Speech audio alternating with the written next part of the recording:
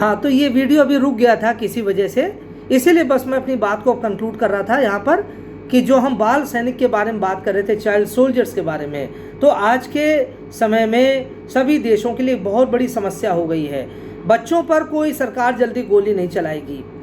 जो government forces हैं, चाहे वो मिलिट्री हो, चाहे आर्मी हो, चाहे वो सेना, चाहे वो पुलिस हो, चाहे पैरामिलिट्री हो, no one will readily fire on children, है ना।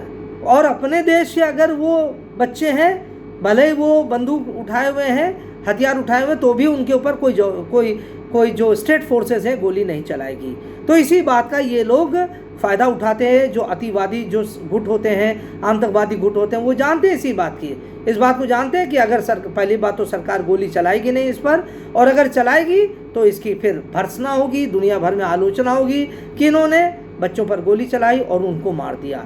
So it is a very clever ploy on the part of the terrorist, on the part of the militants.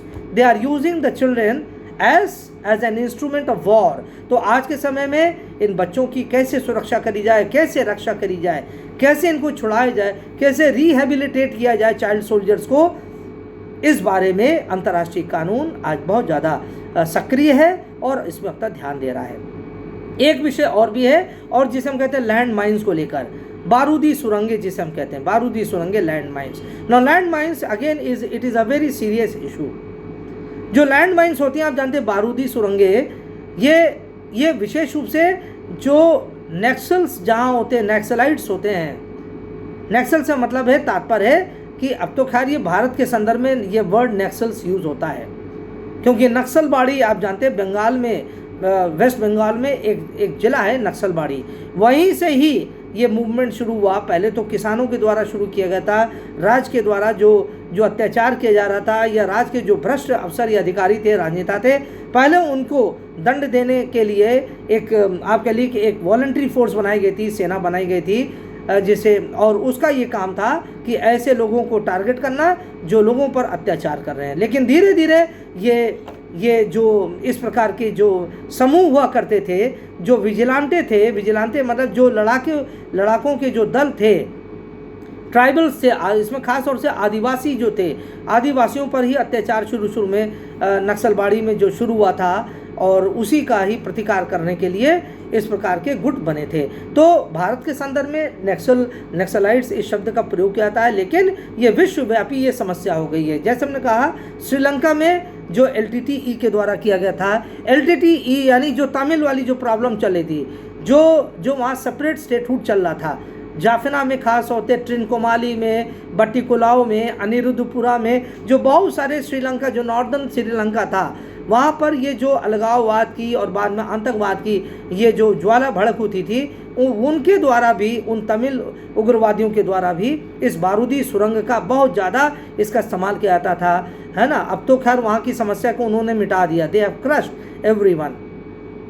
लेकिन भारत में आज भी नक्सलवाद की समस्या है, और यहाँ पर छत्तीसगढ़ या झारखंड या उड़ीसा में या मध्य प्रदेश में जो जंगल के जो इलाके हैं, चाहे बस्तर का इलाका हो, चाहे सुकमा का इलाका हो, जंगल महल हो, इस प्रकार के जो इलाके हैं जहाँ पर आदिवासियों का बाहुल्य, अब तो आदिवासी में भी दो गुट हो गए हैं। एक वो आदिवासी जो हमेशा सरकार से लड़ना चाहता है, जो अब आपराधिक गतिविधियों तक वो अपनाने में हिचकता नहीं है, बाहर से हथियार लेता है, तो गैर कानूनी काम करता है, राष्ट्र विरोधी काम करता है। ऐसे अलगाववादी जो गुट हैं, वो लोग बारूदी सुरंगों का इस्तेमाल करते हैं, और जो गवर्नमेंट फोर्सेस हैं उनको निशाना बनाते हैं, and they are sought to be killed. और बहुत सारे हमारे सैनिक, बहुत सारे जो खास तौर से जो CRPF के जवान हैं, अब तक बहुत बड़ी संख्या में हताहत भी हो चुके हैं। और साथ साथ ये दुनिया भर में ये बारूदी सुरंगों का बहुत बड़ा एक आप कह लिए कि एक बहुत बड़ी समस्या बन गई है। उसी तरह समुद्र में भी सुरंगें होती हैं, यानी बारूदी सुरंगें होती है, लैंड माइन। यहाँ तो लैंड माइंस होता है ज़मीनों पर, वहाँ वाटर माइंस होती हैं, जलीय सुरंगें होती हैं, वाटर माइंस, है ना। और ये बड़ी घातक होती हैं, एक्सप्लोसिव्स होती हैं, और ये इनको डिटेक्ट कर पाना बड़ा मुश्किल होता है। जैसे लैंड माइंस को डिटेक्ट कर पाना मुश्किल है, वैसे जो वाटर माइंस हैं उनको भी डिटेक्ट कर पाना बहुत मुश्किल है, क्योंकि अब टेक्नोलॉजी इतनी हाई हो गई है कि बहुत गहराई में इनको प्लांट कर दिया जाता है, समुद्र की गहराई में उनको प्लांट कर दिया जाता है, और उसमें से जो उपकरण होता है उससे से वो सिग्नल से चलता है। जैसे उसको सिग्नल मिलता है कि ऊपर पानी के सतह पर कोई शिप जा रहा है, कोई पनडुब्बी जा रही है, तो बस वो एक्टिवेट हो जाती है और अंदर ही से ही वो ब्लास्ट करती है। और उस ब्लास्ट में जो पानी के ऊपर जो चल रहा है, जो भी वॉरशिप जा रहा है या सिविलियन शिप जा रहा है, ट्रांसपोर्ट शिप जा रहा है, कमर्शियल शिप जा रहा है या पनडुब्बी जा रहा है, उसको ये लोग निशाना बना के डिस्ट्रॉय करते हैं। तो इसलिए दुनिया में आज बारूदी सुरंगों का बहुत बड़ा भय, बहुत बड़ा आतंक हो गया है। इस बात का भी अंतर्राष्ट्रीय विधि अब निराकरण करने के प्रयास में है कि इस समस्या को भी दूर किया जाए। इसके अलावा एक विषय और भी है, और आप जानते हैं वो है ABC वेपन्स को लेकर। ABC वेपन्स यानी एटॉमिक, बायोलॉजिकल और केमिकल वेपन्स। आजकल तो आपने सुना होगा बायोलॉजिकल वेपन, जो कोरोना का दौर चल रहा है, कोविड-19 का जो दौर चल रहा है, इसको भी कहा गया है it is a biological weapon created by China. अर्थात ये भी एक रासायनिक, एक ये जैव रासायनिक हथियार है, यानी जैव हथियार है, बायोलॉजिकल वेपन है जो चीन ने बनाया है, जिससे वो दुनिया को टारगेट कर रहा है, कर चुका है। दुनिया को बहुत उसने नुकसान दिया है, बहुत बड़ी चोट पहुंचाई है। लेकिन अब हमको ध्यान रखना होगा 21वीं शताब्दी में अब इसी प्रकार के जैव हथियारों का ही दौर शुरू होने वाला है।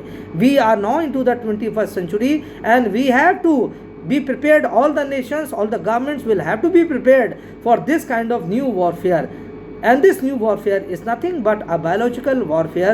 अर्थात एक जैव युद्ध का एक समय हमारे सामने आ गया है, और इसी को लेकर सभी देशों को अब सतर्क रहना होगा। अब देखिए, अभी तक तो चोरी छुपे होता था। अमेरिका के पास भी आप कह लें बायोलॉजिकल रिसर्च लेबोरेटरीज थी,